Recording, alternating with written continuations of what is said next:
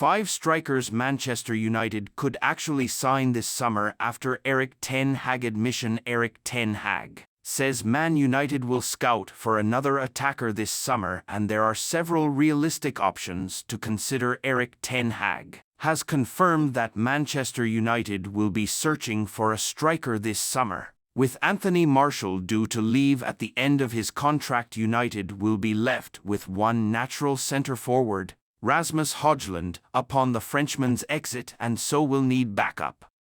Marcus Rashford can play as a striker when needed, albeit has been largely ineffective when asked. Ahmad arrived at Old Trafford as a central striker but has been morphed into a right-sided winger, and anyway could be leaving this summer given his lack of game time since returning from long-term injury in January, having spent £72 million on Højlund last summer. And with Sir Jim Ratcliffe having to balance Premier League profit and sustainability rules, it's unlikely United will spend frivolously on another.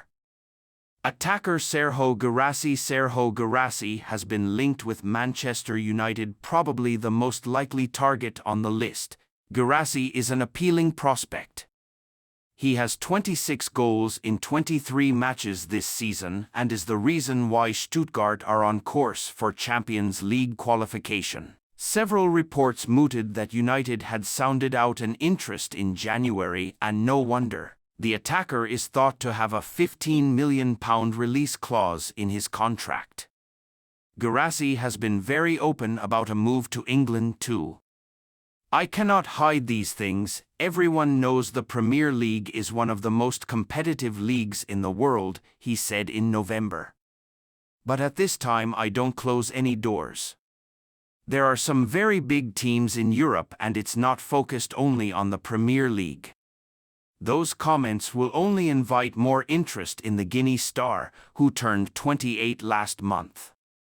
United might be in for some competition, and without Champions League football will be in a worse negotiation position. Jonathan David of Lille. David is enjoying a fruitful season with Lille, netting 23 goals in 40 matches and is only behind Kylian Mbappe in the Ligue 1 scorers chart.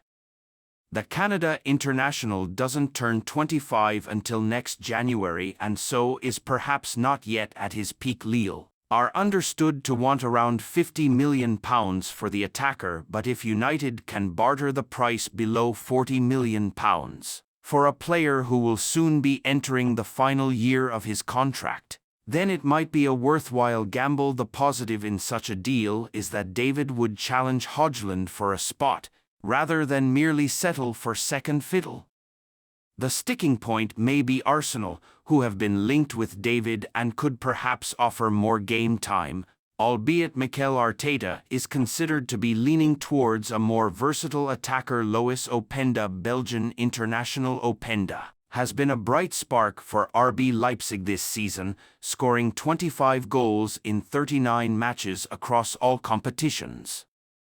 He has netted against Bayer Leverkusen, Bayern Munich and Manchester City this term, so is not one to shirk a big game. Diogo Dalot. It's a fact. Diogo Dalot contradicts Man United manager Erik ten Hag and admits to major problem shoppers snapping up a nifty garden storage solution for £40, cheaper than Amazon, B&Q, and the range shoppers rush to buy brilliant £40 garden storage solution as price drops below B&Q and the range. "I want to be a top player.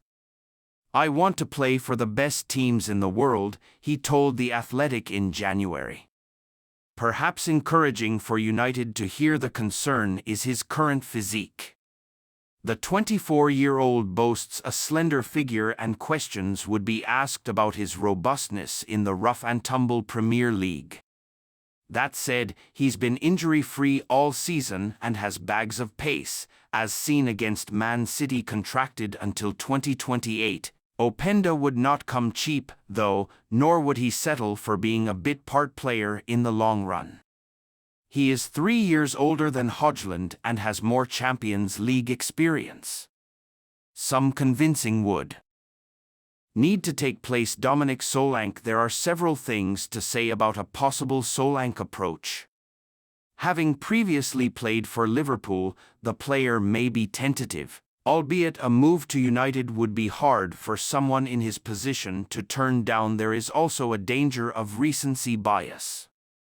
His 16 Premier League goals in 31 matches is a healthy return, but this is the first time he has tallied double figures in a top-flight campaign. But the question perhaps should be asked, should such numbers be expected from a striker who would play a rotational role? Does he even want to play a rotational role?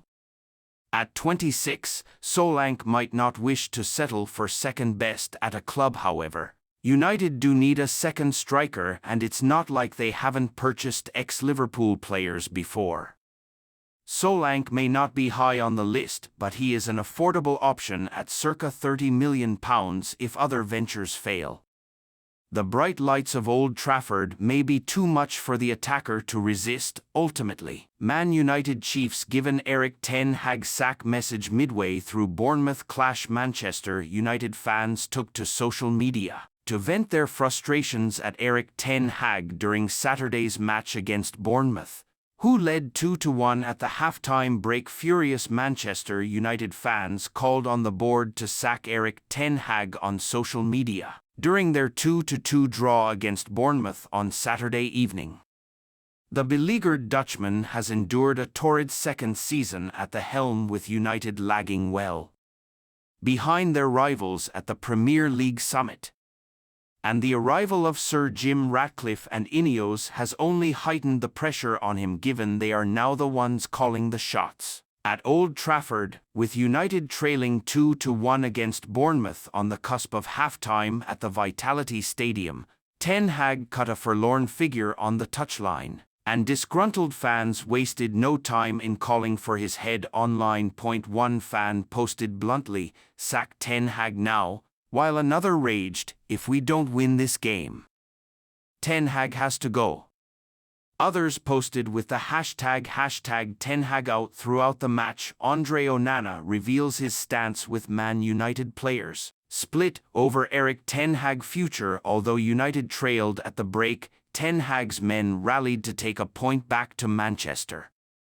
Captain Bruno Fernandes, who scored in the first half, restored parity again from the penalty spot in the 65th minute. A draw is unlikely to do United any favours in their bid to secure European football for next season, though, and the South Coast stalemate means they end the day in 7th place. While Ineos and Ratcliffe have remained tight-lipped over Ten Hag's future, recent reports have indicated that the former Ajax chief is currently being included in plans for next season. Join the debate. Do you think Ten Hag is still the right man for Man United? Let us know here. It remains to be seen, though, whether that stance would change if results are poor between now and the end of the season.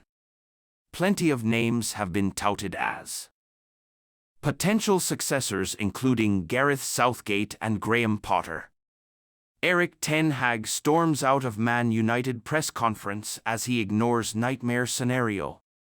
Manchester United manager Erik ten Hag walked out of his press conference after it was pointed out that the club could set an unwanted Premier League record this season. Manchester United manager Erik ten Hag walks out of a press conference. Erik ten Hag walked out of his post-match press conference after Manchester United's 2-2 draw with Bournemouth. Erik ten Hag refused to comment on the possibility that Manchester United could record their worst-ever finish in the Premier League era before walking out of his post-match press conference.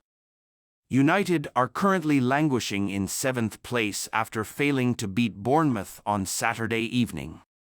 The 2-2 stalemate on the South Coast means the Red Devils are now 10 points behind Aston Villa, who currently occupy the 4th and final Champions League spot. It remains unclear whether Ten Hag, who has found himself under pressure at various points of the campaign, has a long-term future at Old Trafford now that Sir Jim Ratcliffe and Ineos are in charge of sporting operations at the club. And while Ten Hag has kept his cool in recent months, he responded bluntly to a reporter who pointed out United could record their lowest finish in Premier League history this year. "I don't have to comment as it's not relevant now," he huffed before leaving. Ten Hag has steadied the ship in recent months after overseeing the club's worst start to a season in decades. And United are still in with a chance of winning a trophy this year after booking an FA Cup semi-final date, with championship promotion chase